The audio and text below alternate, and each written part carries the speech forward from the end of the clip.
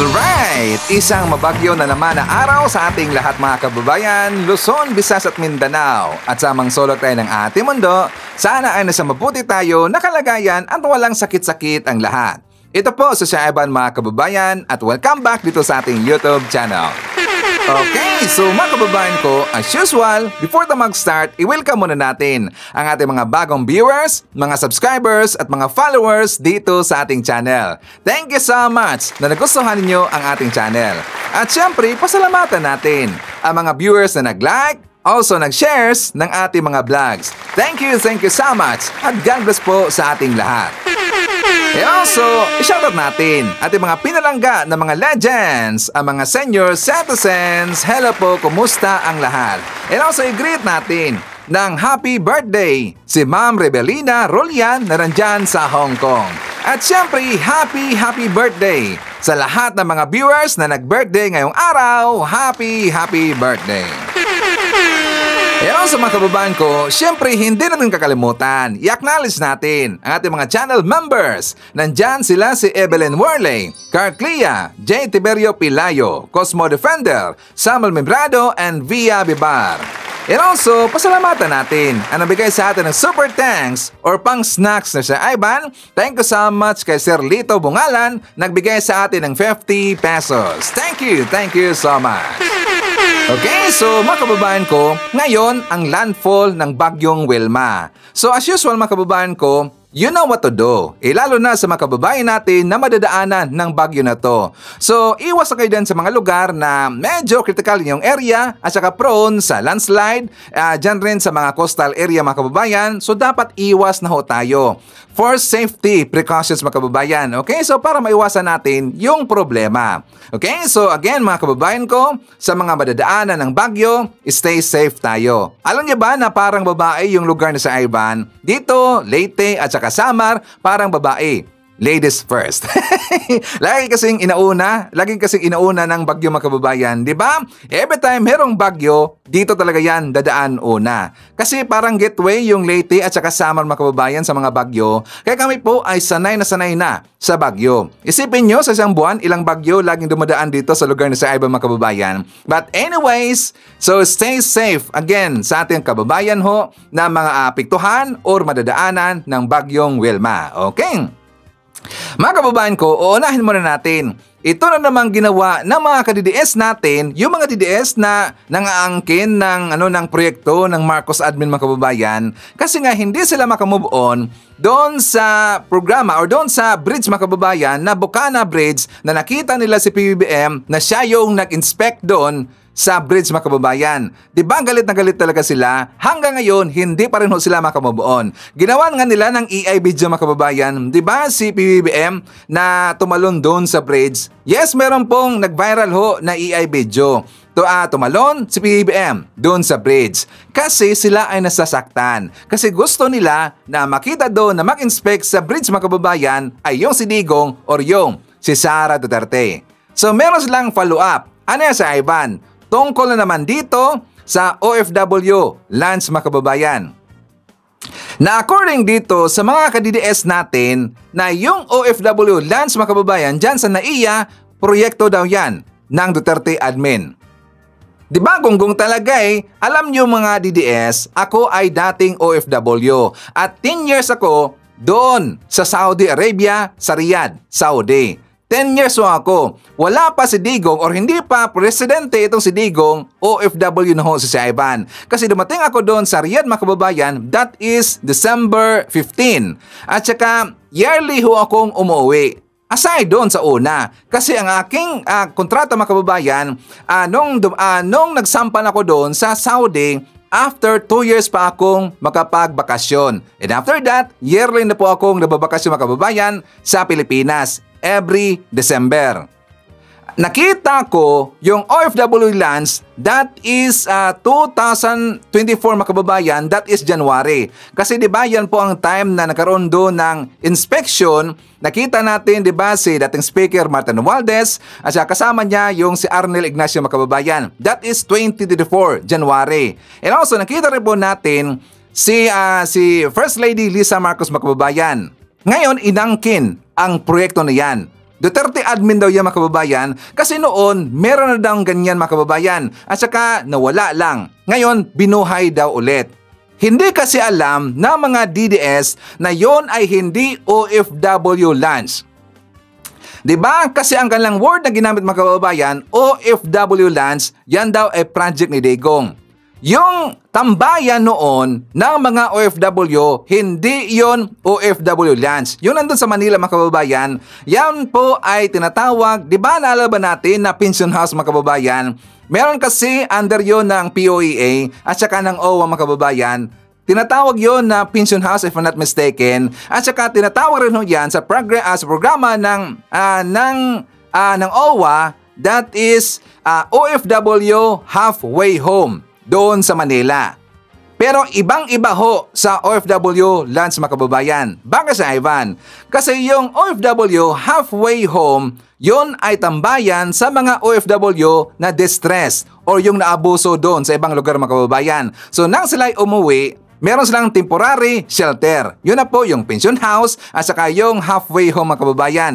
Yun ay sa panahon ni Digong. At saka time rin po yon ni Arnel Ignacio mga kababayan. Kasi diba DDS yan si Arnel Ignacio, pero yon ay biglang nawala mga kababayan. I'm not sure kung bakit nawala yon, pero ito ay biglang nabuhay ulit. Pero mas nag-improve mga kababayan.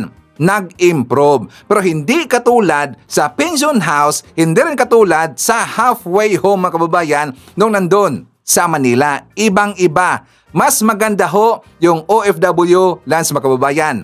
Yan ang pagkakaiba, DDS. So itong OFW dance, yan ay purely project ng Marcos administration. Tanungin mo pa, itong si Arnel Ignacio. Diba DDS? Tanungin nyo pa si Arnel Ignacio. Kasi as far as I know, lumapit itong si Arnel Ignacio para mabuo ang programa niyan. Sino ang kanyang nilapitan si Ivan? Nilapitan niya si First Lady Lisa Marcos. Nilapitan niya si dating Speaker Martin Romualdez. Kaya nagkaroon ng OFW lunch dyan sa NAIA. Tingnan nyo pa, ang nakalagay dyan sa data ng gobyerno natin mga kababayan na page. Diba? So dito sa page ng OWA, sabi dito, OFW lunch at NAIA, one of the areas inspected by President Marcos Jr. during his visit to Terminal 3. Kasi nga diba yung una mga kababayan is Terminal 1, kaya doon natin nakita si dating Speaker Romualdez and also si First Lady Lisa Marcos. Okay? So nakalagay rin po dito sa information mga kababayan, mga ka-DDS, para alam nyo. The OFW lunch was formally launched in Terminal 1 on January 14, 2024, followed by the opening of the lunch in Terminal 3 on July 19, 2024. Since then, more than 600,000 OFWs have been served by the lunch in Terminal 3, alone a testament to a success of this initiative and the government's continued focus on the welfare of Filipino workers abroad. Alam nyo DDS, para alam nyo, magbasa-basa kayo sa web page ng government para alam nyo ang information ng mga proyekto under sa Marcos admin.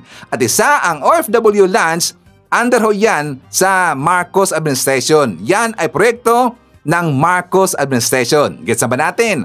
So dahil dito mga kababayan, ipapakita ko muna sa inyo ang mga ipinakalat na video ng mga DDS kasi inangkin nila ang project na yan ay Duterte admin daw mga kababayan. For more details, let's watch this. Alam nyo guys, patawa talaga itong mga to eh. Itong bagong DMW na secretary, tapos ito si First Lady. Patawa talaga to eh. Alam nyo guys, ako OFW din kasi ako eh. Kaya alam ko to. Alam nyo yung OFW lounge na yan guys. Meron na yan. Tinayo yan sa panahon ni PRRD. Sa panahon pa ni sinasekretaryo si Arnel Ignacio. Tsaka meron din yan sa May Calaw, sa May Mabini Street. Meron din yan. Meron doon, hub doon. So, ang nangyari guys, ang ginawa nila guys, pinasara nila yung original na location ng OFW Lounge. Pinasara nila. Nilipat nila sa ibang pwesto kung ano bang hindi ko alam. Basta nilipat nila yung Tapos binuksan nila. Di ba? Di ba ang galing? Binuksan nila, kunwari, sila ang sila ang mabigyan ng credit dyan sa OFW lunch na. Guys, huwag kayong maniwala dyan, guys. Huwag kayong maniwala dyan. Alam ng mga OFW yan. Matagal na yan. Yang OFW lunch na yan, matagal na yan. Kasabayan dun sa OFW hospital. Panahon ni Digong yan. Meron na yan. Kaso nga lang, nire-recycle nila. Kunwari, pinapaano nila. Tapos, sinarado nila ng ilang buwan, guys. Tapos pagbalik, bang! Pa-picture-picture na si First Lady, oh. Patawa talaga to First Lady na to, eh. Galawang ano talaga, no? Galawang hipokrito. Kung siya ay OFW mga kababayan, siya ay OFW na bobo at tanga. Iba sa DDS talaga ganyan mga kababayan. Yan kasi ang DDS style. Bobo at tanga. Kasi yan ang kanilang requirements mga kababayan. Diba? Yung pension house na sinasabi ng mga DDS o ng DDS, nandyan pa rin ho yan. Pero yan po'y in-stop mga kababayan sa panahon pa ni Digong. Magtanong ka sa OFW, magtanong ka sa taga-OWA, magtanong ka sa POEA. Yan po in-stop sa panahon pa ni Digong. Kaya nga wala akong nabalitaan mga kababayan na pabalik-balik ho ako sa Saudi, umuwi ng Pilipinas para magbakasyon, wala akong narinig ho na merong ganyan sa Pilipinas. First time, 2024. Diyan sa NAIA mga kababayan. Tas ang ganda pa. Panoorin nyo lang po yung mga sinasabi ng mga OFW nung naka-experience dyan sa OFW lands mga kababayan. Napakaganda talaga. Verso sa panahon ni Digong. Diba? Correct me if I'm wrong, mga DDS. At least alam nyo na. Pero doon sa sinabi niya na pinastop daw o pinasara yung pension house mga kababayan at saka yung halfway home na tuluyan ng mga FW, tanungin nila si Digong. Tanungin nila si Arnel Ignacio kung bakit pinasara yun mga kababayan. Okay? So ngayon, dito tayo kay Marcoleta. Diba si Marcoleta mga kababayan, yan ay natagpuang malungkot. Kailan ba na naging happy ang mukha ni Marcoleta mga kababayan? Kahit diba na siya ay masaya ng konti or tumatawa mga kababayan, malungkot pa rin ang mukha ni Marcoleta. Kasi gano'n na talaga eh. Diba? Gano'n na talaga yung mukha ni Marcoleta eh. Mas lalo siyang nalungkot mga kababayan. Nakita ba natin yung kanya programa doon sa Net25? Yung siya in-interview, malungkot talaga eh. Kasi meron siyang kakaharapin na kaso. Yes, meron siyang kakaharapin na kaso mga kababayan. Ito'y related doon sa parang sa campaign donors mga kababayan. Meron siyang kakaharapin na kaso. Kaya siya malungkot. At mas lalo siyang nalungkot mga kababayan kasi kakasuhan na ang kanyang kliyente. Kliyente ba? Sir Ivan, yung pamilya Diskaya. Kliyente niya yun eh. Kasi siya yung nag-aabogado doon sa Diskaya mga kababayan. Siya yung advisor ng pamilya Diskaya. Kaya nga diba nagkasagutan si Senator Lacson at saka si Marcoleta mga kababayan dahil sa pamilya Diskaya. Kasi napaghalataan itong si Marcoleta na protektado niya at saka lagi niyang ipinagtatanggol ang pamilya Diskaya. And then, meron pumutok na balita, kaya naman pala. Kasi kliyente ng asawa ni Marcoleta, yung pamilya Diskaya mga kababayan. Kaya pala nagkaganon. Ngayon, itong pamilya Diskaya ay kakasuhan na. Diba? So ipakita ko muna sa inyo yung balita mga kababayan. For more details, let's watch this. Samantalang nagbigay ng detalye ang Office of the Ombudsman kaugnay sa kasong isasampa laban sa St. Timothy Construction ng mga Diskaya at ilang opisyal ng DPWH Davao Occidental. May update din ng Ombudsman sa mga rekomendasyon ng Independent Commission for Infrastructure na masampahan ng kaso. Nagay ng mga kasong malversation of public funds through falsification of documents at paglabag sa Anti-Graft and Corrupt Practices Act ang Office of the Ombudsman. Laban kay Sara Diskaya, isa pang opisyal ng St. Timothy Construction Corporation at 8 opisyal ng DPWH Davao Occidental District Engineering Office. Kaugnay ito ng umano'y Ghost Flood Control Project na nagkakalaga ng 96.5 million pesos sa Barangay Kulaman, Jose Abad Santos, Davao Occidental na taong 2022 na i-award. Ayon kay Assistant Ombudsman Miko Clavano, inirekomenda ng Office of the Ombudsman na walang piyansa para sa kasong malversation. Anya, base sa complaint, ang mga ito umano'y nagsabwatan para lumabas ang pondo para sa naturang proyekto. Bukod kay Diskaya, kasama sa respondent si Maria Roma Angeline Rimando ng St. Timothy Construction Corporation, habang kabilang naman sa 8 opisyal ng DPWH Davao Occidental District Engineering Office sina District Engineer Rodrigo Larete, Assistant District Engineer Michael Awa, at 6 pang iba pa na section chiefs, project engineers at inspectors. Hihingi naman ng hold departure order ang Office of the Ombudsman pagdating sa mga ito. Dagdag pa dito, ang mga opisyal ng DPWH na responded sa kaso ay pinatawan na rin ng preventive suspension sa loob ng 6 na buwan, kasunod na rin ng grave misconduct at serious dishonesty. Anya, base sa isinagawang inspeksyon at mga witness, ay walang aktwal na konstruksyon na naganap sa lugar. Ngayong araw, nais kong ilahad sa inyong ang mga natuklasan ng Office of the Ombudsman kaugnay sa reklamo ng DPWH ukol sa isang flood control project sa Kulaman, Jose Abad Santos sa Davao Occidental. Ito ay may halaga na halos 100 milyong piso at ipinagkaloob noong 13 January 2022 sa St. Timothy Construction Corporation. Ayon sa investigasyon, ang proyektong ito na sinasabing natapos noong 2022 ay hindi kailanman nasimulan. Sa inspeksyon ng CIDG noong 25 September 2025, natukoy na walang anumang konstruksyon sa lugar na yon.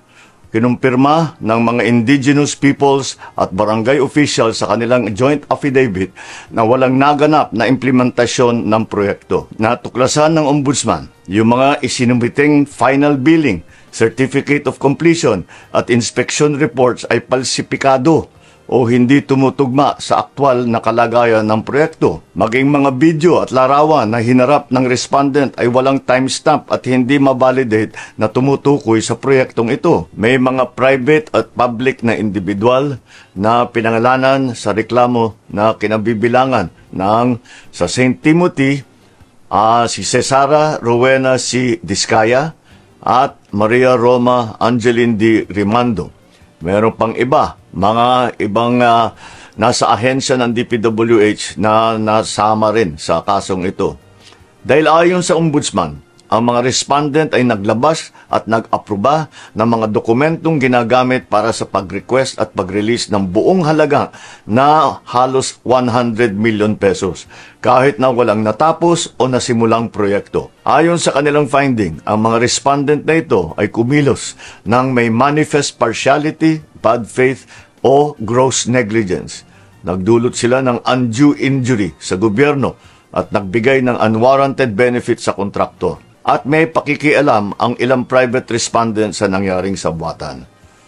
Nagrekomenda ng Ombudsman na magsampa ng kaso para sa malversation through falsification at paglabag ng RA 3019 Section 3E. Ang malversation ay non-bailable. Mabigat ito dahil hindi nila mababayaran ang kanilang paglaya. Pag naisampa na ang mga kasong ito sa korte, ang susunod na hakbang ng judiciary ay ang paglabas ng arrest warrant para sa mga pinangalanang individual. I have directed DILG and the PNP to ensure that they know the whereabouts of Diskaya at nung iba pa para paglabas ng arrest warrant ay maareston sila kaagad. Umpisa pa lang ito. Marami pa tayong ipapakulong at marami pang magpapasko sa kulungan. Nako, yari!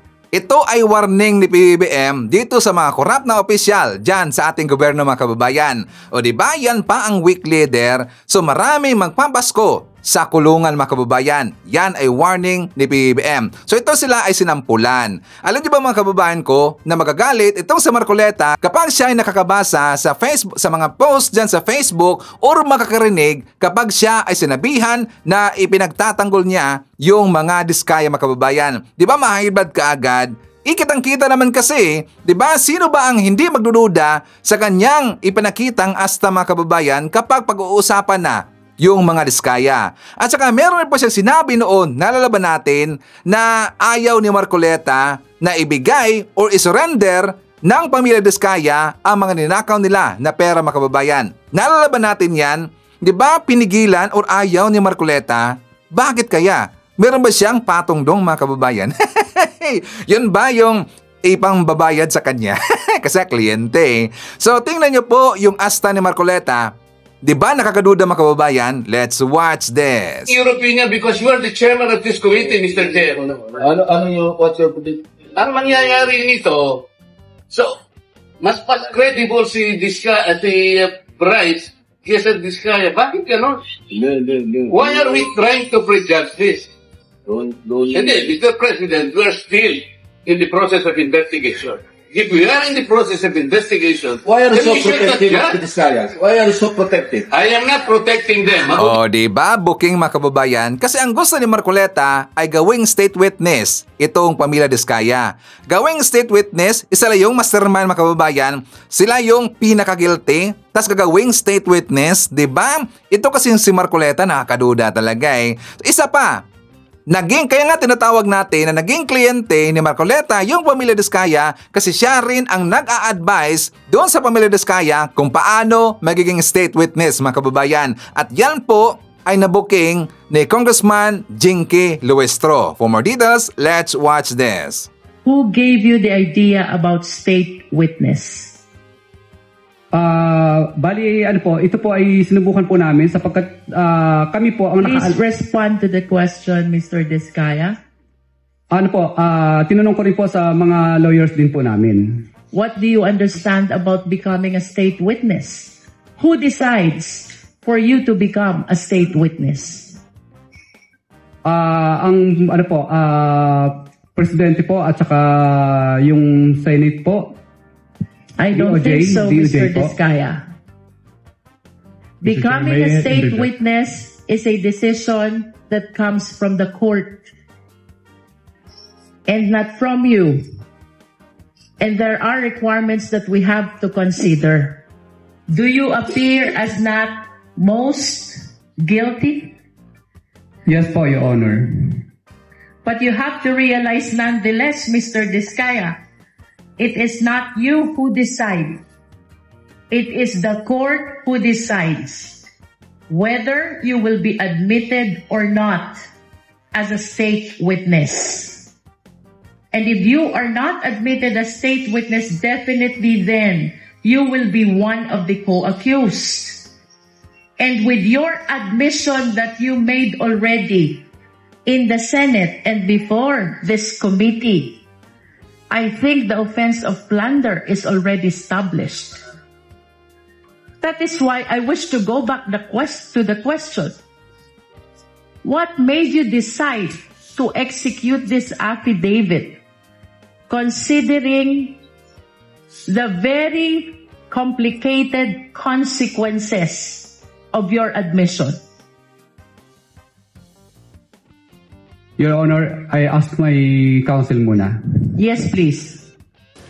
Dalawa pong mag-asawa, yung Diskaya, ang naggawa po ng sworn statement. Pero bago po nila gawin yon, ay siniguro ko po na talagang sila ay voluntary na gagawa ng sworn statement. Kaya yung pong kanilang emissary, sinabi ko, kailangan sumulat muna sila na talagang gusto nilang magsalita at walang halong pagsisinungaling ito. Yun ang option na gusto nila at narinig nila yung aming pinopload na option na sila'y lumabas bilang isang witness, a state witness. Yun nga po ang nangyari, Mr. President, hanggang sa sila nga ay tumestigo sa komite, dala-dala at binasa nila yung kanilang sworn statement. Diba? Sino ba dito ang hindi magdududa sa ginawa ni Marcoleta mga kababayan?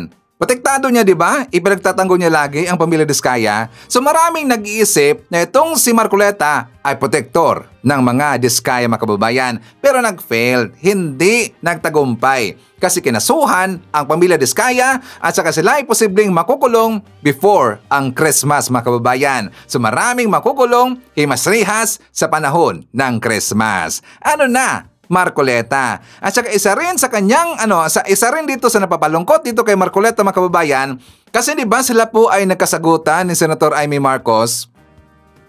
Kasi si Senator Amy Marcos, according sa balita ng ABS-CBN, so sabi dito mga kababayan, nag-init ang Senado nang harapin ni Senator Marcoleta si Senator Marcos dahil sa proposal nitong tanggalin ang Christmas bonus ng Iglesia ni Cristo members mga kababayan.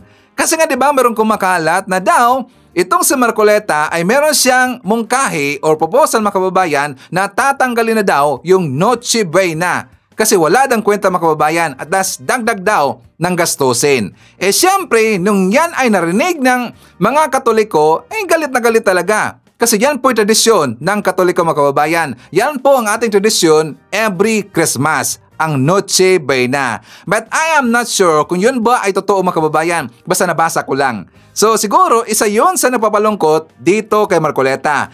Lalo na siya ay binanatan ng netizen mga kababayan. For more details, let's watch this. Isa pa itong senador na ito Mr. 2K, nasaan yung libreng pailaw mo na halagang 2K? Tapos ngayon yung Noche Buena ng isang Kristiyano, pakikialaman mo, aalisin mo dahil magastos. Kami mga Kristiyano, tradisyonal na namin yan. Bisperas ng Pasko, sinasalubong namin yung Pasko kasamang pamilya. Yan ay ginagawa namin yan. Sa pamagitan ng Noche Buena, salo-salo kami sa pagkain habang sinasalubong ang araw ng Pasko. Kami, hindi namin pinakikialam yung tradisyonal ng mga iglesia. Ikaw, iglesia ka naman, Rodante, di ba? Wala namang masama doon. Pero wag niyong pakikialaman, wag mo pakialaman yung tradisyonal ng mga Katoliko. At sabihin mo, bakit gastos lang yan? Bakit ikaw ba bibili?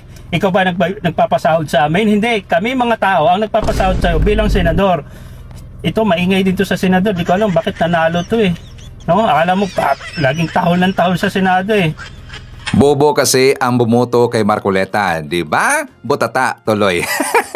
So anyways, before tayo magpapatuloy mga kababayan sa ating mga talakayan, syempre i-acknowledge muna natin ang ating mga viewers na may maraming na-i-comment dyan sa baba sa ating comment section, ang ating top 5 commenters. At nandyan nanguna sa ating listahan, si Sam Pagita. Meron siyang 43 na mga comments. Nandyan rin si Shane Sibal, meron siyang 14 na mga comments. Marie Usta, mayroon siyang 23 na mga comments. Nandyan rin si Debina Dikwatin, mayroon siyang 22 na mga comments. And Irene Kuching, mayroon siyang 21, lahat na mga comments. Okay, so thank you so much. At syempre, i-greet natin ating mga suki, mga early birds. Yan ang una sa pag-comment dyan sa baba sa ating comment section. Nandyan ang una na nag-comment, si Remy Nofel, si Risa Force. Nandyan rin si Maglo, Prociso Lising, Maria Elena Guzman Ferrer, Rino Rivera. Nandyan rin si Maria Mindasiplon, Dali from Tugigaraw City, Cagayan Valley. Kasama rin natin si Maricres Ponceja, Nenfa Nazareth from Bacolod City, Leticia D. Fernando, Virginia Suitos, Chris Bandoles. Nandyan rin si Radin or Raiden 77, Scout Ranger, Florinda Fernandez, Sir Jaime Garcia. Nandyan rin si Mama Maritel T, Doris James, Rini De Castro, and Heights of Floor Medina. Okay. So nga mga kababayan ko, pag-uusapan natin itong bakbakan ni Tio Moreno versus Jam Magno. Well, kilala na ho natin si Jam Magno. Kilala ba natin si Tio Moreno mga kababayan? Isang DDS. Naalala ba natin yung banggaan ng DDS versus DDS doon sa Dahig mga kababayan? Diba yung Humba issue? Diba galit na galit itong si Harry Roque? Kasi ang kanyang kaaway doon, itong grupo nila ni Tio Moreno. Naalala ba natin yan? Itong si Tio Moreno mga kababayan, ang kanyang pangalan ay umingay na naman ulit sa social media. Bakit si Ivan? Kasi sila po ay nagbakbakan ni Jam Magno. So na-brought up na naman yung issue ng pamilya ni Tio Moreno mga kababayan. At saka alam niyo ba, hindi Tio Moreno ang kanyang totoong pangalan. Ang totoong pangalan ni Tio Moreno mga kababayan ay Alex Destor. Ang pamilya ni Alex Destor, specifically ang kanyang kapatid, ay na-involved sa droga mga kababayan. Kaya nga diba noon napag-usapan na natin si Tio Moreno kasi gin-raid ang bahay ni Tio Moreno mga kababayan at nahulihan ng droga na kilo yata yon. Ang dami mga kababayan. Ang kapatid ni Tio Moreno. At siya yung nai-aro mga kababayan. Siya si Tio Moreno. Ngayon, itong si Tio mga kababayan, binanatan niya yung mga kakampings. Diba sa kanyang live that is 2 days ago, ang sabi niya mga kababayan, being a kakamping is a mental illness. Binanatan niya yung kakampings mga kababayan. And also binanatan rin niya si Jam Magno. Kaya ngayon nagkapalitan ng mga masasamang salita itong si Tio Moreno at saka itong si Jam Magno mga kababayan. Kay Jam Magno, Bisaya. Kay Tio Moreno, Tagalog mga kababayan. Pero siyempre, maintindihan yan ng mga Bisaya. Grabe ang kanilang palitan ng salita. So ngayon, Nagsalita na yung grupo ng Kakampings mga kababayan. So ipapakita ko sa inyo ang vlog ni Kakampings kasi ginamit rin po niya dito yung vlog ni Jam Magno mga kababayan. For more details, let's watch this. Pakinggan niyo pong mabuti mga kababayan ang ikukwento ni Jam Magno dito patungkol po sa isang kilalang DDS. Kilala niyo po ito, kilala po siya. Mababanggit po ni Jam Magno yung pangalan ng kilalang DDS na yon at malapit po talaga sa mga Duterte na di umano'y yung kapatid po ay involved sa ipinagbabawal na gamot at nahuli twice dahil sa ipinagbabawal na gamot. No? So, pakinggan po natin mabuti. Dito, ikukwento rin ni Jam Magno kung bakit ayaw niyang maging DDS or matawag na DDS. No? Pero gusto ko pong mag-focus kayo dun sa pangalang babanggitin ni Jam Magno. Mas mabuti na sa kanya niyo po mismo madinig yung pangalan ng kilalang DDS na yon. Ito po, pakinggan natin. First of all, uulit-ulitin ko talaga to, I was never a DDS. Why? Number one, I am not a Duterte diehard supporter because first, I'm not from Davao City. Okay? Number two, I did not vote for PRRD in 2016. I can't believe I have to repeat this so many bajillion times, no? But this is the truth, ha? So, he was not my president. My president was Miriam. Okay? My president was Miriam. I didn't even know the Dutertes because ang una kong nakilala was Sara Duterte nung nanuntok siya ng sheriff. Kasi mas una ko siyang nakilala kaysa sa papa niya. Okay? Si PRRD naman, obviously, I have family that live in Davao City. Of course, mayor siya ng Davao City. And of course, I've heard the stories, diba, from them. But it was only in 2016, and this is very honest, ha? It was only in 2016 when I was discovered to be a part of a broadcasting company that was owned by somebody who truly is the DDS. Siya yung DDS, not me. Because, of course, he's based out of Davao.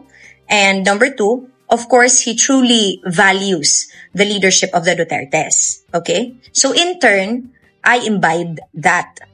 And in a way, even on the day of PRRD's, proclamation, I remember I was in my office in that radio station. And I said to him, I talked to him on the TV and I said, before ka mo naog as president, magkita kita o magstorya ta kay na ako'y gibuhat. No? Para magkita ta. And I will wear a bright red terno. Okay? That is the extent of it. And like I actually did, and which is hindi ko naman expect na mangyayari, the only time that I even arrived and vocally talked about the Duterte, or PRRD basically, was only in 2020. Nakalimutan niyo ba? I was not there in 2015 or 2016. 2020 na po ako dumating. Last bit of the year pa. And it started pa with the fact that nagsalita ako kasi hinahanap siya, di ba? Nasaan ang Pangulo? Doon lang yun. Yun lang yun. Okay? But obviously, first 5 years niya, nakita ko ang lahat ng ingay, 'di ba? Kasi walang nagsasalita na to me ba na in the grassroots level what his leadership was doing to normal people like me. Okay? So that's what happened. Imagine that I went viral. It was November of 2020. That was really when I went boom because my first most viral video, number 1 was when I corrected Pauline Amelings sa word na pohon. Okay? I corrected her and that was really my first parang viral moment. And then the second time, mo na tong nasaan ang Pangulo and then dire-diretso na. So I was never a DDS and I really do not like that label before. I never liked that label because I was never a part of the group. They never liked me. Okay? I knew that of course they would only wanna be friends with me because of course, nagagamit pa nila yung content ko. Okay? But the moment that hindi na magka-align ang content and the moment that I would say no to saying things that really did not come from my heart, I stopped being a part of that group. And when they attacked me and all these things, I let them be. Diba? I let them be. Kasi to think like, for example, Alex Destor, me and Alex, we never fought in person. There was never a reason for us to fight. Except that, when he did a live, sa pagkadakip po ng kanyang kapatid, na sinasabi niya na plinantingan daw, hindi po plinantingan. Kilo po ang nakita no, sa butong. At hindi lang po once nadakip yung kapatid niya. Once lang niya ni-live, tapos ang dami niyang ni-name drop. Doon ko nalaman yung totoong pangalan niya. Doon ko nalaman ang totoong pangalan niya na hindi pala yung pinapalabas niya dito sa internet na Tio Moreno. We did that. He even came to my house. We had a meal. I prepared a meal for him. So wala talaga. It just so happened that when that whole thing happened na dinakip yung kapatid niya and drug connected pala yung family niya or siya mismo, I stopped being his friend because dumistansya ako. Dumistansya ako because I was told by my handlers na magdistansya na because personally, I cannot be supporting the Dutertes and be associated with somebody that's associated to drugs. Diba? That's just me being honest, okay? So, I didn't know na, he eventually went to be a part of the team of Sara Duterte and all these things. I really never cared, okay? Because to start, I never wanted to work with Sara Duterte. Meaning, I did not want to work for her. So, I did not apply, okay, in the DepEd or the OVP. I applied only after PRRD stepped down as president. Only during this administration, I applied for a job in the DOT and the DSWD, which are two agencies that I deeply love and want to work for. Not Sara Duterte, not the OVP, and not DepEd. Can I be clear about that? Okay.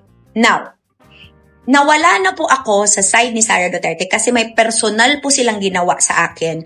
April 1, 2022. This happened after the rally sa Digos. Okay? Something happened that was very personal and I don't want to talk about it right now because it's not the right time. And I promised PRRD that I will talk about that when he's already passed and 40 days after his passing. Because that's really what I promised. I will talk about that. Hindi ko naman yan tinatago. It's just that dun pa lang with what happened pa lang that day, I decided no more. I was not ever going to support her at all. Imagine ha, April 1, 2022 pa ito. And on April 14, 2022, that was the time that I had arrived in Tacloban and I met Tingog. And it was also in that same mission to the Abuyog and Baybay Leyte landslides that I decided I was going to volunteer for Tingog party list. Because, in a way, I knew who Martin Romualdez was at that time because obviously I had seen him in the rally in Digos, which is also the first time that I saw him. Hindi ko naman siya kilala, di ba? Hindi ko rin kilala ang kanyang asawa na napaka-small world pala, taga sa amin, si Ma'am Yeda. You get what I mean? Diba? So, hindi po siya na umalis ako kasi bad things. No! It just so happens na dati-rate, I did not speak about them or got to know them kasi hindi naman kami chami-chami, be. At saka wala naman akong pakialam kasi hindi nga ako Davawenya. You get what I mean? Kung ano man ang ginagawa nila that has nothing to do with me or has nothing to do with the national level, wala akong pakialam. Dito lang naman ako na I really did not like anymore and openly said, kasi there was even a video that I made that I was even saying that I would support a Sara Aimee tandem. This was way before. Diba?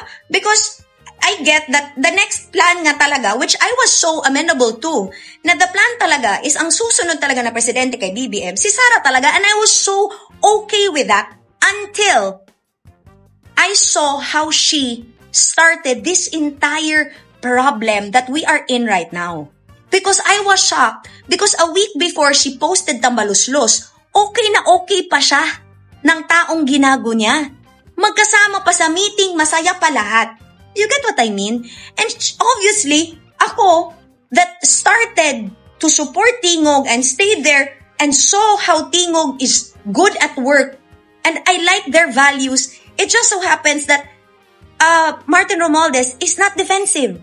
And that's precisely the reason why I will never support the Duterte children. Because they are being defended even when it's something that has to be talked about and they have to be held accountable. Ayoko kasi yung nagagalit tayo when we are faced with being accountable. Hindi because the Romualdezes are not like that. I will say it again. Walang problema sa akin that you will call Martin Romualdez names. But please, Kung may magsasabi ka man sa kanya, insultuhin mo man siya, siguraduhin mo muna na totoo ang nalaman mo na istorya. Because just because hindi nagsasalita si Martin Romualdez, it doesn't mean na totoo lahat ng sinasabi ni Sara Duterte. And that's what I will never support. Because I never support liars. Gets niyo yan? Ayun mga kababayan, narinig niyo naman po, no? Sa totoo lang, ayoko nang pag-usapan yung ibang sinabi ni John Magno. Gusto ko lang po mag-focus doon sa binanggit na pangalan nung kilalang DDS na yon. Kung hindi ako nagkakamali, no, yung binanggit niya ay Tio Moreno. No? Narinig niyo naman po mismo kay John Magno, and I'm sure kilala niyo siya. So sabi ko, dito ko napatunayan na napaka-hypocrite po ng mga DDS. Sa araw-araw na ginawa ng Diyos, tinatawag nilang pulboronic, bangag-bangag si PBBM, pero yung mga kamag-anak pala nila ang nahuhuli. Sabi ni John Magno, twice nahuli. At kilo-kilo po ang pinag-uusapan dito. No? Sa pagkakaunawa ko po dun sa kwento ni John Magno, ang palusot di umano ni Tio Moreno ay itinanim daw sa kapatid niya yung nahuling kilo-kilo na ipinagbabawal na gamot. Well, if that's the case, no, kung totoo man na itinanim yun, di ibig sabihin, totoo nga yung tanim ebidensya.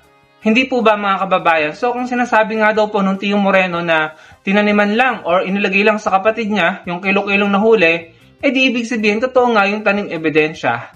Kaya talagang dapat po talagang panagutin yung nasa dahig at yung mga nag-implement ng, alam niyo na, ng mga EJK, nung kasagsagan ng tukhang.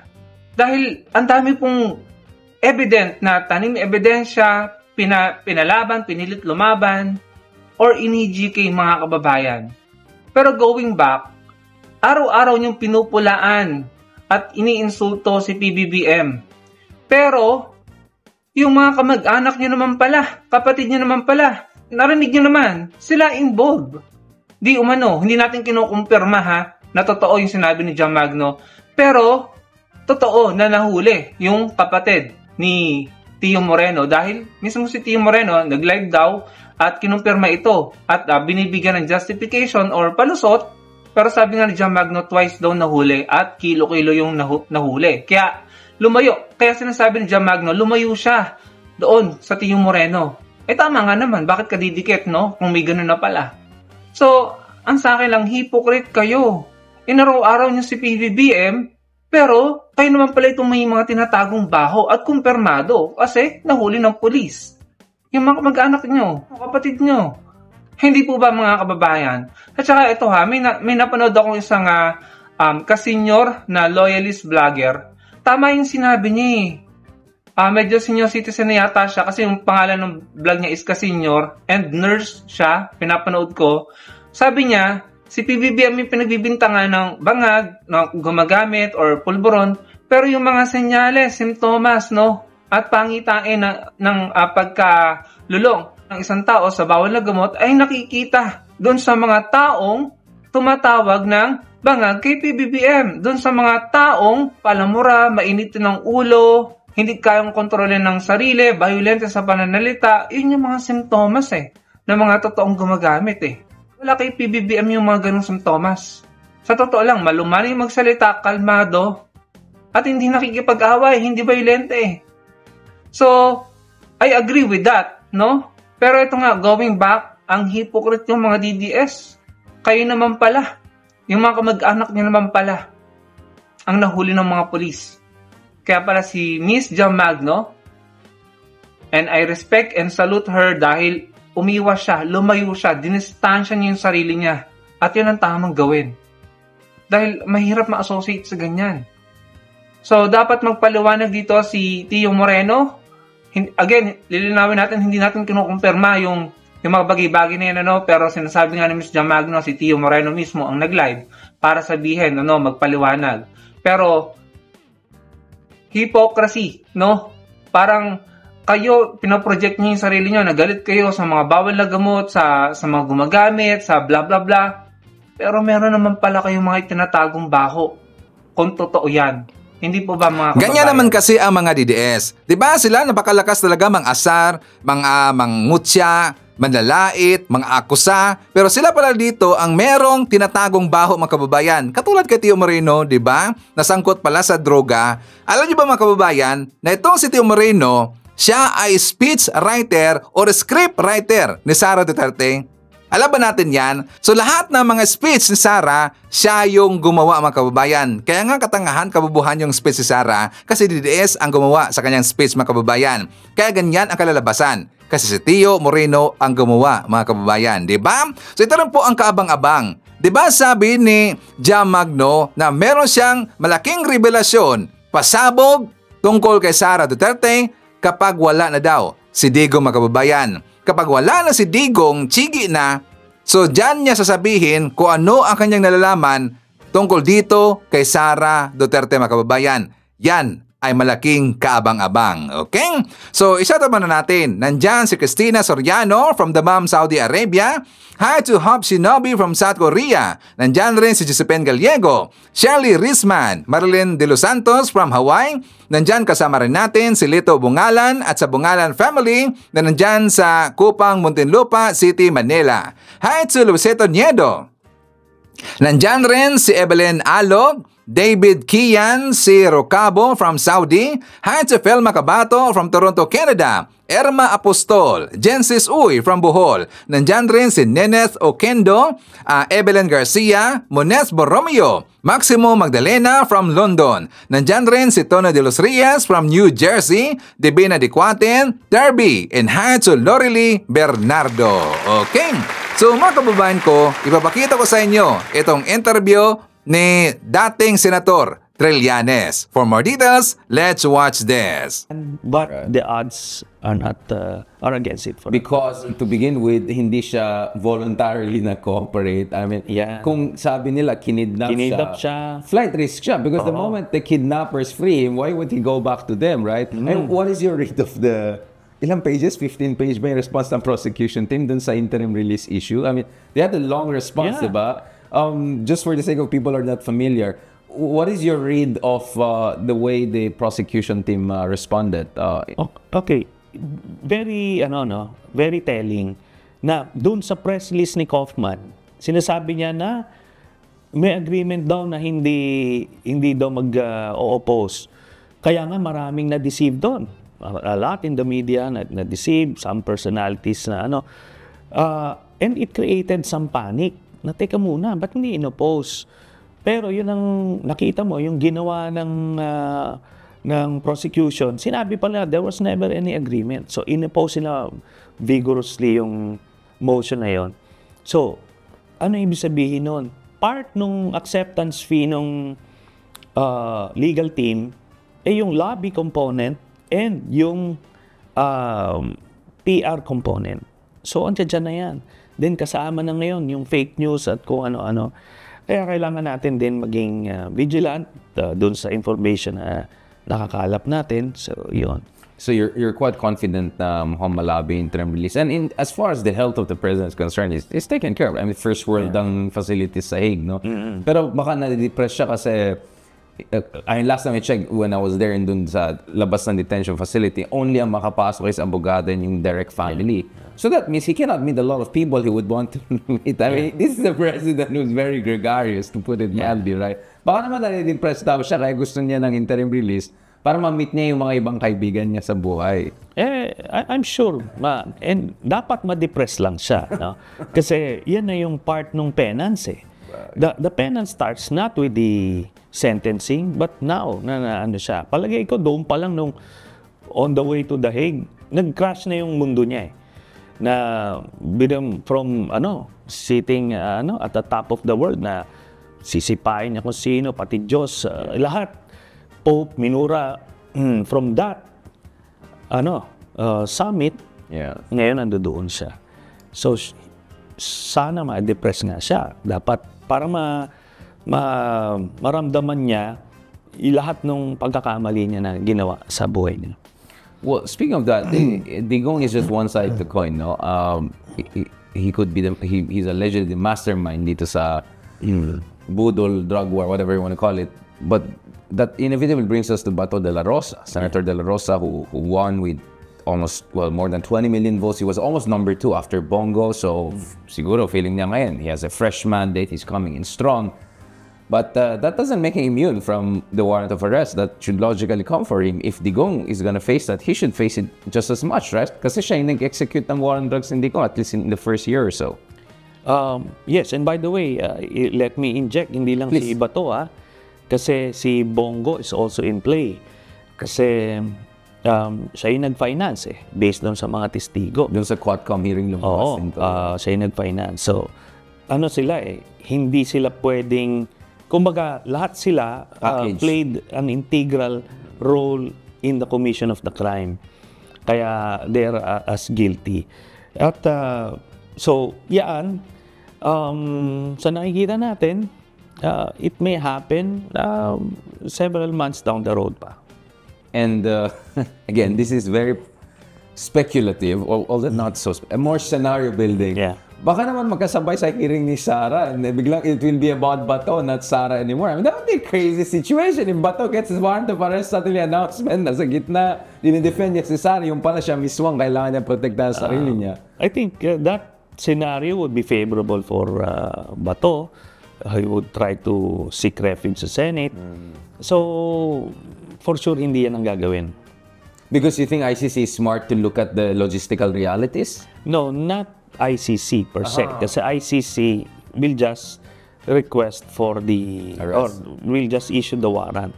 But those who will implement, yun. So, in the case ni Digong, he was arrested dun sa worst place na ma-arresto siya. Di ba? Kasi wala siyang kalaban-laban, wala yung mga amuyong niya. So, ando doon. Exposed siya, basically. Exposed siya, basically. Wala talaga. Di ba? It was only Medialdea who tried to intervene. Di nagapos tuloy. Hindi nila, di ba? Sinapak ba niya sa police naman? Yun na yun. That's the worst place for him to be arrested. And yun. Ngayon, I think the law enforcers would know kung ano yung worst place for. So they'll try to catch you when your pants is down, basically. Something like that. Baka habang nag-mountain trailing, habang nag-shopping, I don't know, in Singapore, ganun. Again, the reason I'm talking about it is because it could happen, right? Like, because purong lahat tayo nasa focus sa impeachment, Sara, etc. But Bato is still in the mix. But by the way, maybe aside lang yan, but dun sa Article 5, dun sa impeachment complaint, there's a discussion about conspiracy to commit crimes. Some people would interpret it, there are different interpretations, that pwede rin idikit yan sa tukang, sa mga alleged EJ case na nangyari sa Davao. But I don't understand that because the impeachment, articles of impeachment should be purely about her conduct as the vice president and the DepEd when she wasn't in DepEd, right? It doesn't extend beyond that. No, it should extend. Kasi ang pinag-usapan natin, fitness to hold public office. Right. Kunyari, hypothetically, kung may pinatay ka na tao on the eve of your assumption as vice president, tapos lumabas yung video na yun. Ngayon, kung justices ang may hawak ng impeachment court, sasabihin nila, inadmissible kasi biat. Kaya nga papasok yung political and policy components. Na pinag-usapan natin previous episode. Mas may latitude, may liberality. So it could be ICC adjacent in a sense that kung i-expose ng impeachment trial yung mga alleged tukangan, that could be relevant also to the... Because some would say, shouldn't Sara be also one of the chief principals? Kasi, yes, hindi siya Bato, hindi siya nasa kabinete ni Digong, but she was in charge of the biggest city in the country. Yeah. She should be, no? And I'm sure she was part of it nung mayor siya. But unfortunately, wala pang enough corroborating evidence para lumagpas sa threshold na yan. As far as she's concerned. The principal architect in terms of threshold to that.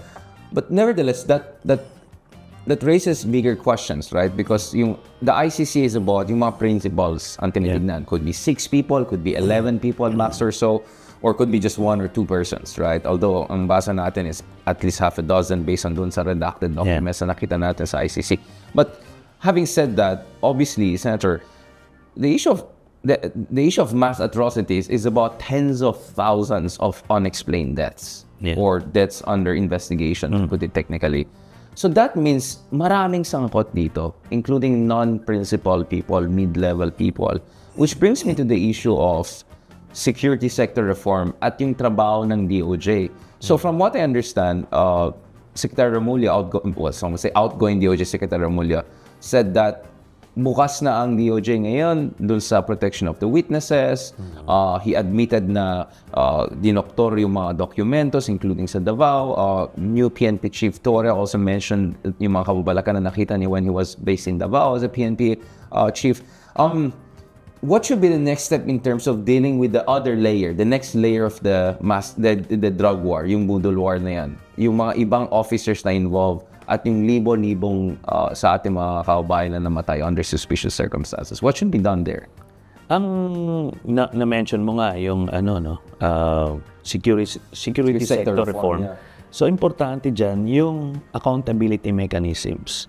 Hindi naman pwedeng yung let's say yung mga nagkalabit ng 6,000 deaths during police operations. Ando doon pa rin sila. Hindi man pwedeng gano'n na lang yon. Kahit sabihin mong, hindi, inutos sa akin. Teka, you're supposed to know what's a legal order or not. But they did it anyway. Dapat may consequence yun. Di ba? Kasi, ano na yan biruin mo yung nagnakaw ng let's say, isang saging, ikukulong mo. Yeah. Ikaw yung police, pero ikaw, meron kang binaril na inosenteng tao, parang hindi naman yata napatas na setup yon. So kailangan nilang managot. So actually documented lahat Sinubmit nila yung 6,000 officers and non-commissioned officers na involved dun sa operations na yon. Mahabang proseso lang but kailangan gawin yon para yung susunod na generations of policemen, mag-iisip na kayo. Kunyari, someday may presidente dumating na ganyan, ulit. God forbid. God forbid. Gagawin ulit yung war on drugs 4.0 kung ano man. Dapat, you should have the moral fortitude to say no. So, i-Duterte proofs natin, kumbaga. Yan, natin. Yun na yun. So, kaya importante yung security sector reform, particularly strengthening yung accountability mechanisms. Nandiyan yung internal affairs, dapat yung CIDG. Kasi walang ganong agency ngayon sa PNP na focus lang sa mga transgressions ng police officers. Kasi yung internal affairs, more on information gathering yan, hindi yan prosecution arm per se. And in terms of yung mga NAPOLCOM, yung mga ganun, natanggal na yung mga DDS. Kasi, President BBM had this reshuffle, cabinet reshuffle, right? And some people were saying, oh, well, mukhang it didn't go far enough. Some people are wondering what's the wisdom. But at least one thing I saw is natanggal yung mga DDS elements. I mean, the Duterte, Menardo Guevara was a very questionable hangover for quite some time. And, there were also a couple of people I heard, kanila nakita ko si Kalinisan na was now in charge of NAPOLCOM. I was hearing from a lot of people that there were a lot of people in NAPOLCOM before na holdovers in Digong. Kasi part of security sector reform is you make sure the bad people or people are not still sticking around. What is your read of that in terms of the reshuffling and cleaning up the president is doing right now? Well, those are good steps. Pero meron kasing ibang naiwan pa, holdovers kasi may security of tenure. Ngayon, ayaw naman kasing i-disregard na lang yung rules of the game, ika nga para lang ma-purge itong mga taong ito, then hindi ka na iba sa ginawa ni Duterte. So, pero ganun ang ginawa niya Naglagay siya ng mga, kumbaga yung rear guard action ni Digong, naglagay siya ng mga tao na may security of tenure para maproteksyonan siya. Alam mo, ang pinakang na lang dito, ang mga blessing was, remember si Kalida, gagawin dapat COA. Dating solicitor general. Buti nilang he got so sick, hindi, otherwise, may 7 years, yan. So, gagamitin yan to harass the admin. So, yan, si Martires, kaya yan, for a purpose. So, and meron pa rin sa NAPOLCOM. But I think marginalized na lang But sa PNP per se, ando doon pa rin yung mga pro Duterte na part ng sindikato niya hindi pa totally natanggal. Meron pa rin naiwan. Which brings me to General Torre. I mean, I'm not saying this because we're friends, but to be honest, Senator Trillanes, I mean, everyone talks about T3, yung Tulfo 3 na hindi nangyari. Good morning kay Sir Ben Tulfo. T2 nangyari. But the other T2 I talk about is yung dalawang matapang. One is Trillanes, one is Torre. I mean, fairness to General Torre. I know maraming hingit sa kanya. I mean, we all know, like, pinapaganan pa siya ng may ibang cabinet members. I don't want to talk about it, but in fairness to the guy, right? I mean, for him to go to the Commission on Human Rights and say, boss namin ng Commission on Human Rights on human rights issues, based on my own interviews and discussions with him, the risk he took, personal risk he took, operational risk he took with Quiboloy, with Digong. Of course, there are many people involved. We know that. And, you know, but nevertheless, siya yung mukha ng a more accountable, rule of law-based Philippines. First of all, what do you feel about General Torre now appointed as PNP chief? Because for a lot of us, that would have been the important indicator of what this administration wants in terms of accountability and rule of law. But also in terms of what do you think are challenges ahead for him and your advice probably for him? Let me just start by saying napakaswerte ng Pilipinas na merong General Torre at this time sa Philippine National Police. Kasi alam mong meron siyang moral compass, no? It's working properly. Alam niya yung tama na gawin. Alam niya yung duty sa kanyang bansa at may balls to back it up. Minsan kasi even I know of AFP and PNP officers, alam naman nila yung tamang gawin. Pero hindi lang ginagawa kasi they didn't have the balls to back it up. So, yun. Yan yung si General Torre. And makita mo, hindi lang ito as PNP officers. You can imagine if you have a PNP chief, third senator in the person of General Torre, siguro naman at the very least, at the very least, at least maano niya yung was this image ng ni Bato na, di ba? At least ma-neutralize niya. You need to have a General Torre in public service, not only as a para yung dangal ng PNP ay ibabalik. So ano siya, very fortunate ang Pilipinas. And what do you think should be his priorities? And I mean, we'll have him up on this show soon. But from your perspective, ano yung mga dapat? Hanggang 2027 pa yata siya, di ba? Sa pagkaalam ko. Anyway, he has a year or two at least. Ano sa tingin niyo yung mga priorities in the coming years? Aside from yung mga operational issues, if ever, may warrant of arrest kay Bato or whatever. Maraming kailangang ayusin.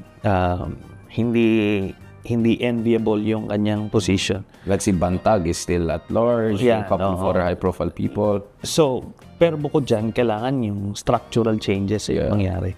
Yung orientation ng kapulisan. Marami ng nag-change ng pananaw.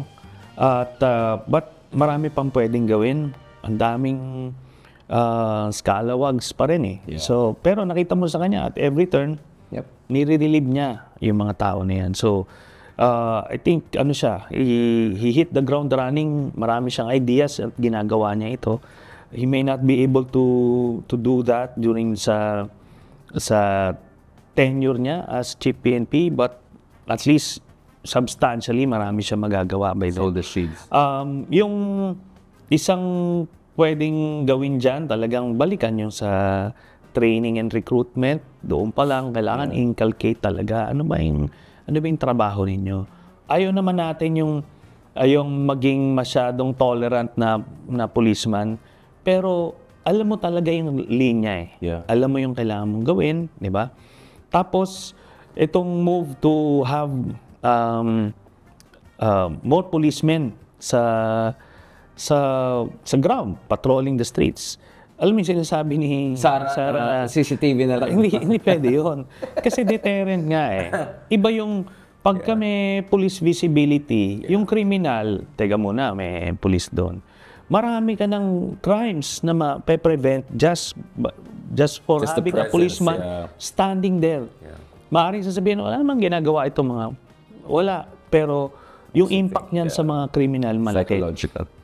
Tapos yung response time. Kasi kung meron ka sa ilang kanto, di mas mabilis yung response time. So magandang approach yun. And dito mo makikita na si Sara talagang makakontra lang, ano? Yung may masabi lang. Pero medyo sablay din yung the way like she was trying to explain. Sablay nga sobrang sablay. Makakontra lang siya kay General Torre kasi si General Torre yung gumapos sa tatay niya kaya parang lahat ng gagawin nito mali. So, doon mo makita. Tapos ganun yung mindset niya. She was trying to explain it.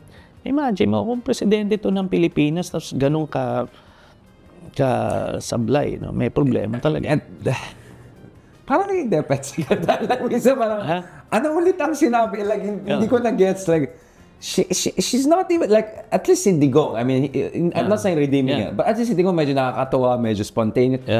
He could get the message. Ito hindi talaga. How did she even become a national level politician? Which I think is unfortunately a reflection of malaking pa tayo dun sa mga kailangan natin puntahan, diba? It's because of na-cultivate nila yung cult following. Na anybody na may ganong apelyido parang automatic yun. Yung Rodrigo Roa II, mukhang the other day, nagsiscript lang siya doon sa ng Davao, di ba? Mali-mali pa. Bati yung hammer yata. Igay mo yung hammer, mga kalagay sa script, tapos pumunta yung staff. Sir, ito po. Like, oh my God. Like, and Davao is one of the most progressive, advanced cities in the country. Ayoko rin mga persona non grata. So, I'm all respect and love for Davao City. But, we deserve better than that, Senator. The reason I'm talking about this is because this is the last part of our discussion. Kanina sinabi mo na napakaswerte natin na meron tayong katulad ni General Torres sa PNP. Finally, someone of that caliber after all the Batorni shenanigans and antics and wars. Pero swerte din tayo, aside from having people like you fighting for democracy and all, swerte din tayo katulad for having someone that you also met, Vico Soto. Immediately sa outtaking niya, sabi niya, ayoko na pag-usapan 2028. Whenever he's asking about his ambition for 2028, he says, kaya nga nagiging trapo ang tao. You always push them to run for a higher office or another office. Yun ang trapo mindset. I love it when he did that. So we're lucky to have this kind of transformational, almost transcendental kind of leaders and all. Nevertheless, of course, I wish the best for Vico if he wants to take a rest from politics. Baka gusto niya magturo rin sa NCPAG like you or ASOG or something. Maybe before he'll make his next decision because he's too young to run for VP or presidency, right? And if he doesn't want Senate or Congress, then maybe mag-break muna siya.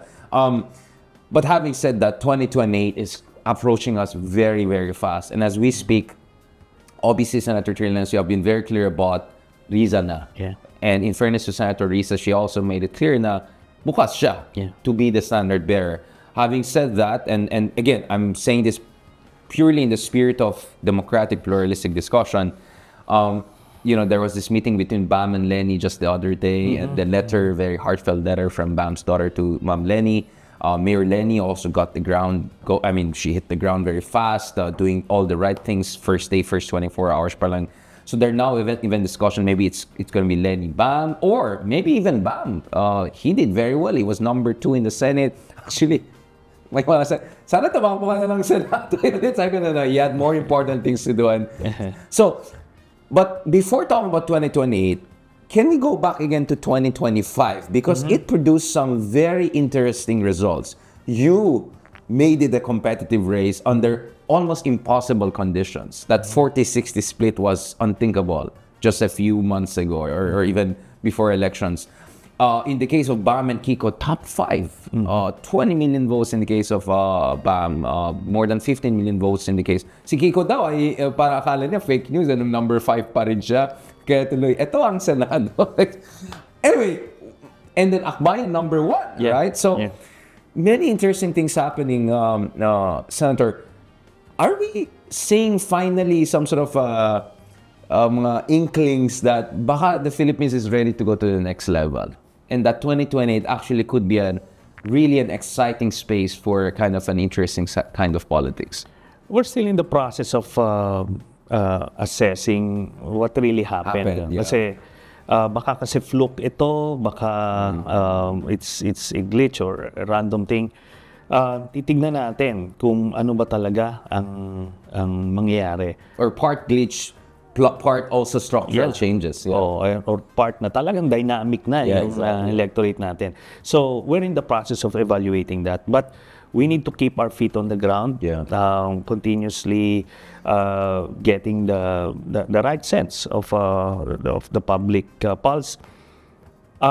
Pero kailangan na nating magsimulan yung groundwork. Yung sa pink naman kasi napo-float na si Senator Risa, Senator Bam, si Mayor Lenny. Any of them, I'm sure will do a good job as president. Pero ang nakikita ko kasi na nagmamatch dun sa times ngayon na talagang kailangan mong sumagupa ng mga masasamang mga elemento, ayun si Senator Risa. No holds barred. Kasi iba yung peacetime president, yan yung wala kang posisyon sa iba't ibang issue, that they represent that. Pero kasi we're living in such dangerous world right now na kailangan merong taong kayang sumagupa, and they should be able to show that now before they are president. Hindi yung pagdating mo doon hindi ka sanay sa sagupaan. Paano yun? Diba? I'm not saying these people are cowards, but where do you really stand? Diba? Sa mga controversial issues. Me as a voter, as a citizen, yun ang hinahanap ko sa leader na nakikita ko kay Senator Risa na hindi ko nakikita kina Mayor Lenny at kay Senator Bam. What if the argument is that, well, Bam did very well, for instance, or Kiko also, is because they focus on gut issues daw. Education, health, baka yun daw hinahanap ng mga voters. It's not mutually exclusive, right? You can do both. It's not like Senator Rizal Tiveros did not discuss those issues when she ran for Senate. Hindi. You can do both eh. You can do both. Kasi everybody, yung mga gut issues na yan, given yan, it's there. Just to cite an example, si Senator Joel Villanueva, gut issues din ang dinadala niya nung tumakbong senador yan. Number one yan. Pero ngayon, in the face of adversity, where is he? Where does he stand? Diba? Would you put the same guy as president of the country? Probably, meron mga may gusto ng ganun tipo. What would make Mayor Lenny, Senator Bam, different from people like Joel Villanueva? Diba? So, do you think there should be like primaries to do the... Kasi ang worry ng ibang tao is that there is momentum, there's opening. But baka mag-watak-watak. If there could be a situation, let's say Riza becomes the standard bearer, but Bam decides, no, I'll run on my own independent naman, or something like that. How do you make sure na consolidated yung base ng pink and progressives? I think if yung primaries na setup would do the trick.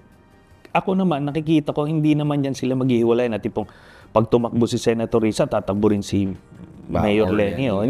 Hindi yan. Magkakausap-usap yan na itong tatakbo. Pero ako, ipupush ko yung primaries. Pag-usapan niyo yung mga issue. Kasi, teka, di ba, remember, we were vilified nung kinall out si... On the Sara meeting. Sara meeting. Toxic masculinity daw tayo. Di ba, ngayon, fast forward to where we are now, hindi ba tama naman yon? Ngayon, pero may gano'n na rin siyang cult followers na wala na siyang gagawing mali. Hindi. Dapat no one is above criticism. Ngayon, pero sa kanya, in the first place, why did you allow yourself to be placed in that situation na maka-call out ka? So it shows poor judgment. Yung pag-praise niya kay Marcoleta, Senator Marcoleta. It's a practical endorsement. No matter what they say, binigyan niya ng kumbaga, parang in-endorse niya sa mga cult followers niya. That's poor judgment. Kasi 'di ba, namimili na nga tayo ng mga tas pupunta ka doon. So, it's unfortunate. You're gonna put us in trouble again. Mababasa naman tayo dalawa. No, but I really was not interested in going back to that. But this is what I love about you, Sonny, is yung tapang ganun, di ba? You know me, I love people like Alexei Navalny type. Yun yung mga idol ko eh. So, I always saw you as our own version of that. So, thank you so much for that. Just isang huli lang. We have a president, by the way, President BBM. Because he's a very non-confrontational, he's very much focused on statesmanship and policies and all. Minsan feeling ko hindi masyadong binabigyan ng pansin yung mga ginagawa ni President BBM. But in fairness kay President BBM, I think he really wants to restore a sense of statesmanship and policy, discipline and all. No one is perfect. Obviously, we can criticize this administration naman in the levels. But having said that, what do you want to see from BBM in the legacy years he has? Malapit na yung next SONA niya, and I think this will be the most crucial SONA to set the tone for his final years. And importantly, what should be his calculus for 2028? Because wala naman siyang manok on his own, right? It's not like Sandro will run or like I don't think someone close him. In short, what do you want to see from BBM, President Marcos Jr. in his legacy years, and realistically, where should he stand on the 2028 question? Dun sa legacy niya, unang-una, magiging part ng legacy niya na pinakulong niya si Digong. And there could be more. Oo. Yeah. Na-restore yung democratic space. Diba? Napakaulan si Sen Laila. Sa akin, kota na yun. Malaking bagay yun. Kasi, remember, nung nanalo siya nung 2022, we were expecting the worst na continuation ito ng Duterte years. Yeah. But, iba'y nangyari. So, practically, parehas nga sila ng polisiya ni Pinoy eh. Diba? Sa West Philippine Sea. So, lahat-lahat. Kaya, ako, pananaw ko, hindi naman ako purist or never Marcos type. Na-appreciate ko yun. Objectively, kasi these were the things that we fought for. O, di nakikita ko yun. Yung iba lang kasi, they cannot see past the surname eh. And that's a problem. Or separate the senior from the junior. Yes. So, dapat maiwalay mo. And yun nga ang irony dito. The senior was vilified for being a strongman, pero the junior was the one who restored democratic space. Diba? So, that alone is a legacy na parang nabago, gumanda yung imahe ng Marcos. Dun sa second part, I would like to see him focus on the economy. Right. Ma-fulfill niya yung kahit mapababa niya yung presyo na yung presyo kasi ng bigas, emblematic yun eh ng economic problems natin na while regardless of the GDP na growth, hindi naman siya nagtitrickle down sa pero yung pagbaba ng presyo ng bigas, it shows yung empathy doon sa mga naiiwan. At so you want more of the pilot projects na nakita natin sa Visayas earlier this year, yung 20 pesos kada kilo. So kung ma-spread yan across the country, kahit na subsidized, gawin para lang makaabot sa taong bayan yung biyaya ng demokrasya natin. Iyon. Well, thank you for that, because actually our previous episode was with Secretary Kiko Tio Laurel. So we discussed that issue, and he was saying, please give me a bit more time, konting patience lang, we're moving in that direction. And also tinutulungan daw yung mga magsasaka in terms of finance, infrastructure. And how important do you think is also the infrastructure issue? Kasi I remember during Pinoy's time, ang dami nagalit sa admin niya because of the traffic situation. Na ginamit ni Digong yan. Di ba sabi ni Digong, hindi lang niya, obviously budol, diba? Sabi niya, wala ng krimen. Pero isa pang sinabi niya, mawala ng traffic, ayusin niya yung traffic. And then after 1 year, minumura niya na yung traffic.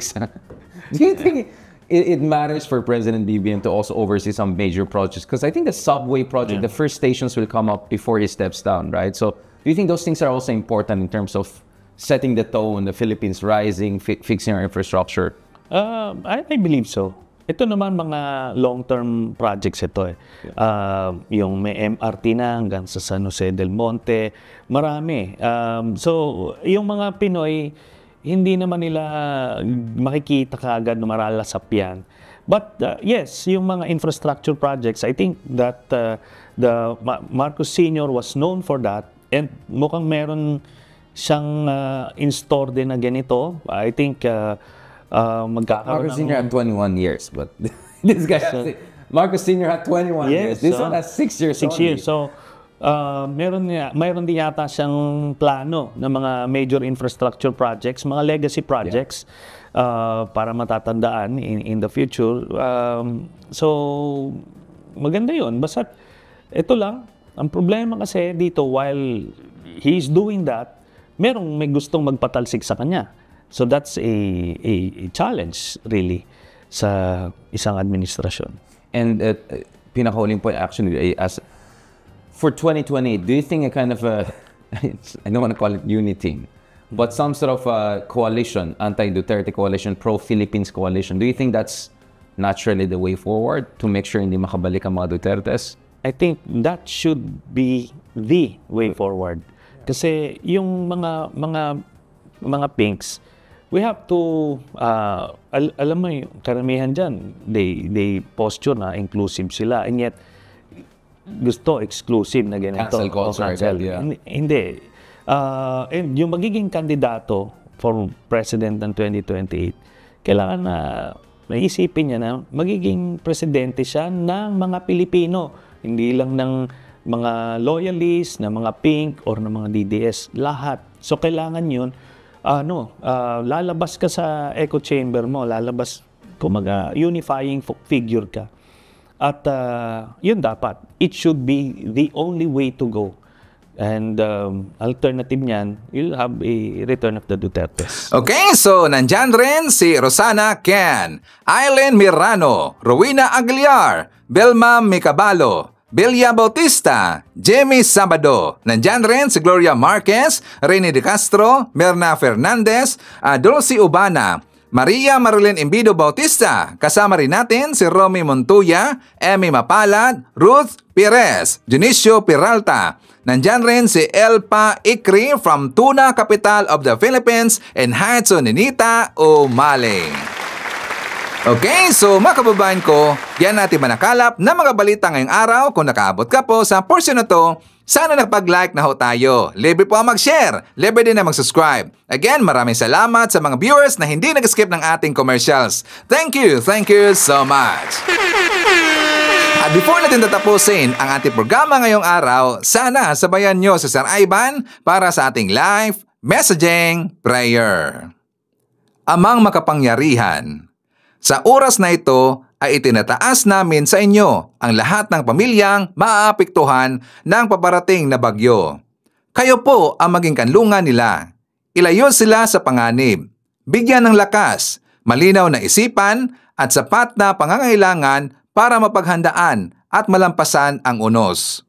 Naway gabayan ninyo ang mga rescuer, volunteer at lokal na pamahalaan upang mabilis, maayos at ligtas nilang maihatid ang tulong sa mga nangangailangan. Ipinagdarasal din po namin ang patuloy na proteksyon at kalusugan ni Pangulong Bongbong Marcos. Looban ninyo siya ng karunungan, katatagan at malinaw na direksyon upang magampanan niya ang kanyang tungkulin lalo na sa panahon ng sakuna. Ilayo ninyo siya sa anumang panganib at bigyan ng lakas para may pagpatuloy ang serbisyo para sa bayan. Naway maghari ang pagkakaisa, malasakit at pagtutulungan sa bawat Pilipino. Idinadalangin ko ito sa pangalan natin Panginoong Jesucristo. Amen. So maraming salamat mga kababayan, and I hope to see you again on my next video.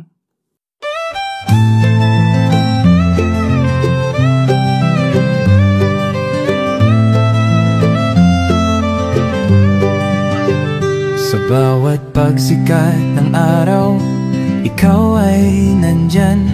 Tinig mong matatag, sa amin ay gabay. Pag-asa ng bayan, pangakong totoo. BBM, isa kang totoong tao. Sa mahirap at api, ika'y sumusuporta. Tapat mong paglilingkod, lahat kami nakakita. Sa iyong pamumuno, bayan ay umaangat. Bagong Pilipinas, pangarap ay tapat. Ikaw ang aming BBM, Pangulong matapat. Sa puso ng masa, inaangat ating watawat. Sa hirap at ginhawa, ika'y kasama. Pilipinas ay babangon, dahil ikaw ang pag-asa. Mula Luzon, Visayas hanggang Mindanao, boses mo'y umaabot. Dala ay pag-ahon, magtulungan, magkaisa. Sabi mo sa lahat, para sa bayan, ikaw ang aming alamat. Ang pangarap mong bansa, taas noo masagana. Manggagawa't magsasaka, binigyang halaga.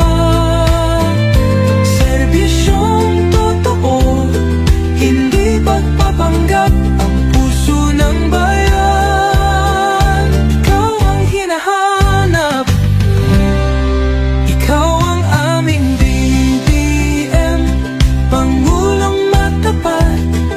Sa puso ng masa, inaangat ating watawat.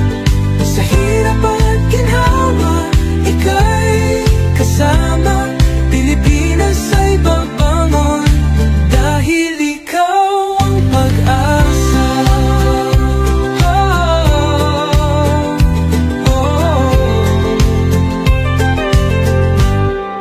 Ikaw ang aming BBM, Pangulong matapat.